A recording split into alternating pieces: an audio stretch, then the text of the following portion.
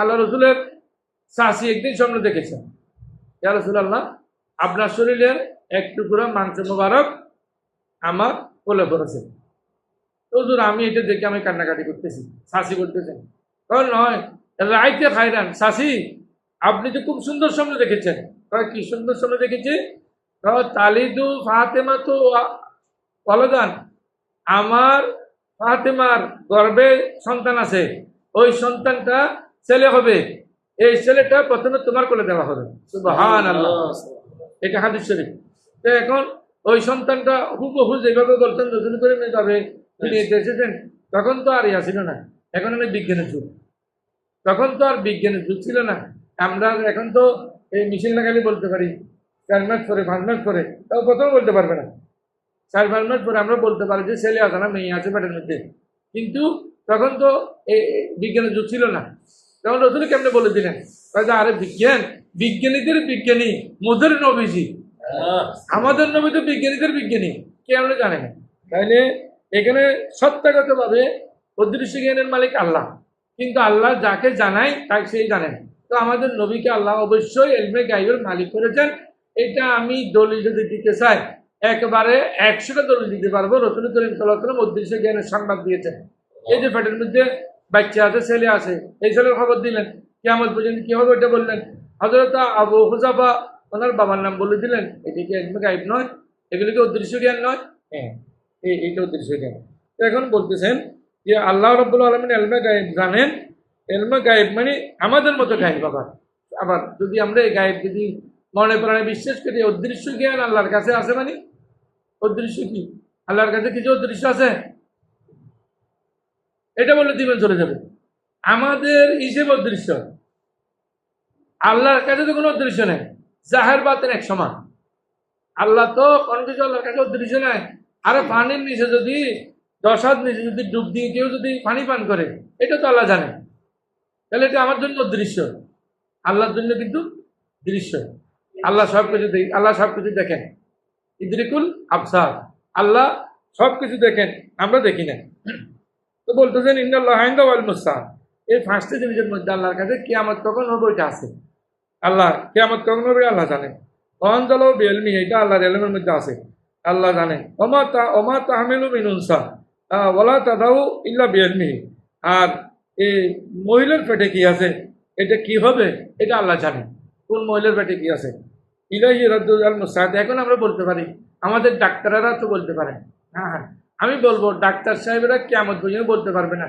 তাই বললে তুমি প্রথম থেকে বলে দাও, সে যখন গর্ভধারণ করেছে, গর্ভধারণের 15 দিন মাঝে মধ্যে বলে দাও ছেলে হবে না মেয়ে হবে, কোনো ডাক্তারের বাপ দাদা সহ্য কিছু বলতে পারবে না। এটা 4 মাস পরে যখন গঠন হয় পেটের মধ্যে, তখন আমি দুর্মিলাকাই আমি তো দেখতে পারি, এটা ডাক্তার বলবে কেন, আমি তো বলতে পারি। সুতরাং এটা এই ডাক্তাররাও জানে এই জ্ঞান, এটা বলা যাবে না, কারণ ডাক্তাররা জানে 4 মাস পরে 5 মাস পরে পেটের মধ্যে কি হয়েছে এটা দেখার পরে। ক্বালা ইয়াহইয়া আজ জাহিরু আলা কুল্লি শাইইন ইলমান ওয়াল বাতিনু আলা কুল্লি শাইইন ইলমান, আল্লাহ জাহির বলেন বাতিন বলেন। জাহিরি বাবু আল্লাহর সব জ্ঞান আছে, বাতিনি বাবু আল্লাহর সব জ্ঞান আছে। যেমন আমরা 7 জমিনকে আমরা বলি, 7 আসমান আমরা বলি, এটা আমাদের দেখছি কোনোদিন, আমরা দেখার কোনো সুযোগই নেই, কিন্তু এটা আমাদের জন্য গায়ে আল্লাহ কিন্তু জানেন। এই জন্য তো বলেছেন আলহামদুলিল্লাহ রাব্বিল আলামিন, আল্লাহ সমস্ত জাহানের প্রতিপালক। জাহানটা আমাদেরটা আমরা জানি না, আমরা তো সব থেকে আমরা বাইরে গিয়ে যে জানি না। হ্যাঁ, দুবাই গিয়েছে, আমেরিকা গিয়েছে, জাপান গিয়েছে, এমন এমন কতগুলো দেশ আছে মাঝে মধ্যে ফেসবুকে শুনি, এনে জীবনের নামও শুনিনি।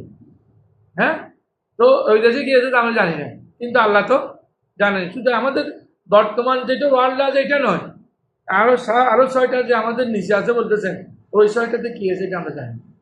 আরো আশ্চর্যের ব্যাপার হলো কোথায় ফানি আছে কোথায় ফানি নেই আমরা জানি না। আমরা 5 ঢুকেছে যখন 30টা 5 ঢুকে ফেলছি, ফানি নেই, এখানে ফানি নেই, কিন্তু আল্লাহ এখানে ফানি আছে না নাই জানেন না, জানেন না আল্লাহ জানেন। তাহলে আমরা যদি জানতাম যেখানে ফানি আছে এখানে 5টা দিয়ে 5টা 5 ঢুকে এখান থেকে পানি পান করতাম, এটাই আমাদের জন্য গাইব, আল্লাহর জন্য কিছু গাইব নেই। হাদিস শরীফ আছে দেখেন, তাহলে মাফাতিউল গায়বে খামসুন লা ইয়ালামু ইল্লাল্লাহ, এই 5টি জিনিস হলো গায়বের চাবিকাঠি, অদৃশ্যের চাবিকাঠি হলো 5টি। লা ইয়ালামু মা তাগিদুল আরহাম, যে সে কেউ জানে না, এটা একমাত্র আল্লাহ জানেন। আল্লাহ তারা কেউ জানে না। মানুষের রেহেমের মধ্যে কি আছে, এই ছোট মহিলাদের পেটের মধ্যে কি আছে, এটা আল্লাহ জানে। আমায় আলম মাফিক গতিন ইল্লাল্লাহ, কালকে কি হবে এটা আল্লাহ ছাড়া কেউ জানে না।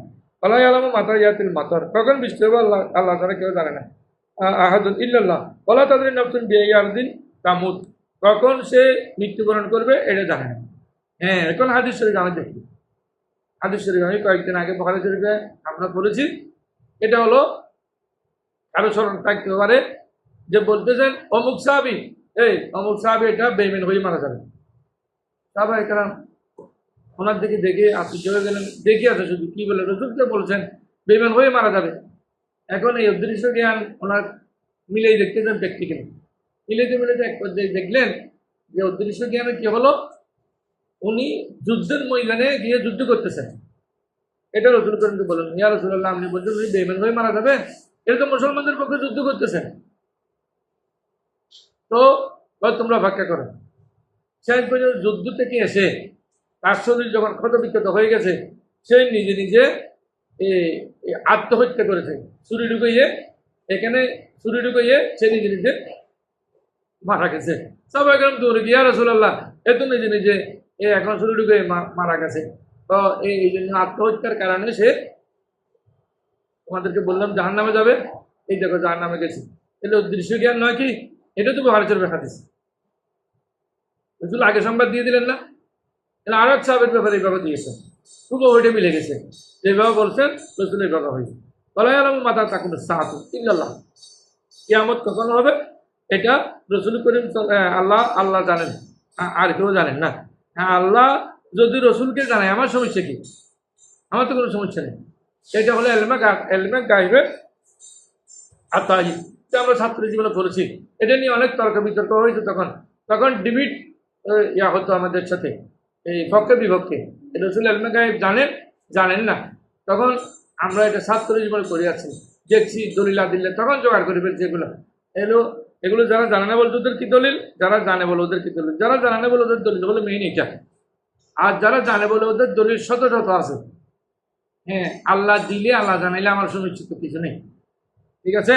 এই তারপর যেমন আনাইশা রাদিয়াল্লাহু পালাত মান হাদ্দাসা কান্না মুহাম্মদ সাল্লাল্লাহু আলাইহি ওয়াসাল্লাম রাব্বাহু, যদি কেউ বলে, হযরত আয়েশা থেকে বলেন নবীজি মুহাম্মদ সাল্লাল্লাহু আলাইহি ওয়াসাল্লাম নবীজিকে দেখেছেন, ফাকাত কাযিবা ও ইয়াকুল, সে মিথ্যা কথা বলছে। অর্থাৎ আল্লাহ, হ্যাঁ, হযরতে আয়েশা থেকে বলেন রাসূল তো আমার ঘরে ছিলেন, আমি জানি। উনি মেরাজের এই ভালো করে বলতে পারেন না হযরত আয়েশা সিদ্দিকা, এটা ওনার দোষ না। মাঝে দিকে কোনো রসুল তো আমার করেছিলেন, কখন আবার মেরাজে গেছেন, তখন আল্লাহর সাথে দেখা হয়েছে, কি বললেন, এটা মিথ্যে কথা, এটা সত্যি কথা, সত্যি নয়। কিন্তু হাজার হাজার সাহাবী বলতেছেন এটা সত্যি। লা তুদরিকুল আবসার, আল্লাহকে কেউ দেখতে পারবেন না। হ্যাঁ, আল্লাহকে কেউ দেখতে পারবেন না, রসুল কেমনি আল্লাহকে দেখলেন? হ্যাঁ, কোরআন শরীফে আছে, তো এখানে সূরা নজমের মধ্যে কি বলেন, ওয়ান নাজমি ইযা হাওয়া মা দাল্লা সাহিবুকুম মা গাওয়া ওমা ইয়াতিকু আনিল হাওয়া ইন হুয়া ইল্লা ওয়াহয়ু ইউহা শাদীদুল কুওয়া যু মিরাতিন মাস্তাওয়া ওয়া বিল উফুকিল আলা সুম্মা দানা ফাতাদাল্লা, সুম্মা দানা ফাতাদাল্লা, তারপর ফাকানা কাবা কাউসাইনি আও আদনা, একবার আল্লাহর নিকটবর্তী হয়ে গেলেন। সুবহানাল্লাহ। এই জন্য তো আল্লাহ বলেন যে আল্লাহ তো ডাইলে আল্লাহুস সামাদ, আল্লাহু আহাদ, আল্লাহুস সামাদ, এটা আল্লাহ ডাইরেক্ট বলতে পারতেন, বলেন নাই কেন? বললেন কুল, হে নবী আপনি যান, মেরাজ আমাকে যেভাবে দেখছেন, আমি কি একক না, আমার আল্লাহ ছেলে আছে, মেয়ে আছে, আমাকে যেভাবে দেখে গেছেন আপনি গিয়ে কুল, আপনি এটা বলে দেন আল্লাহু আহাদ, আল্লাহ একক। মেরাজে থেকে এসে নবীজিকে আল্লাহ বলে দিলেন যে আপনি বলে দেন, কয়জন দেখছেন আমাকে? আল্লাহ আপনাকে তো একক দেখছি, আল্লাহ আপনাকে তো একক দেখছি, এটা আপনার জবানে বলে দেন। এই জন্য নাইলে তো আল্লাহ ডাইরেক্ট বলতে পারতেন, আল্লাহ আহাদ বললে কি হতো? কুল কেন লাগাইলেন? এখানে কুল লাগাইছেন, আপনি যেভাবে দেখছেন এভাবে বলেন। আমান হাদ্দাসা কান্নাহু ইয়ালামুল গায়বা ফাকাত কাযিবা, যারা বলে যে রসুল গায়েব জানে, এটাও মিথ্যা। আল্লাহু আকবার। ওয়া হুয়া ইয়াকুলু লা ইয়ালামুল গায়বা ইল্লাল্লাহ, তিনি বলেন গায়েব আল্লাহ ছাড়া কেউ জানেন না। হ্যাঁ, আল্লাহ ছাড়া কেউ গায়েব জানেন না, এটা আমরা মেনে নিচ্ছি, এটা আমরা মানি। তবে আল্লাহ যদি, এটা আল্লাহ এলমে গায়েবের জাতি, আর যেটা আল্লাহ রসুলকে দিয়েছেন এটা হলো এলমে গায়েবে আতাহি, সুতরাং এলমে গাইবে জাতি, এলমে গাইবে আতাই, আমরা দুইটাকে মানি। আল্লাহ রব্বুল আলামিন আর রসুলের কাছে যদি অদৃশ্য জ্ঞান না থাকে তাহলে রসুল এতগুলো মানুষ চালাইতে পারবেন না। আমার মতো চট্টগ্রামে বসে থাকলে ঢাকায় কি হয় রসুল জানবেন না, ওখানে কি হয় রসুল, আমেরিকায় কি হয় রসুল জানবেন না।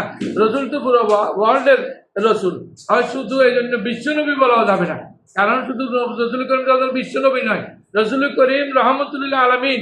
আল্লাহ হলেন রব্বুল আলমিন, আল্লাহ পুরো যত যত জগৎ আছে সবগুলোর আল্লাহ পালন কর্তা, রসুল হলেন সবগুলোর রহমত দাতা।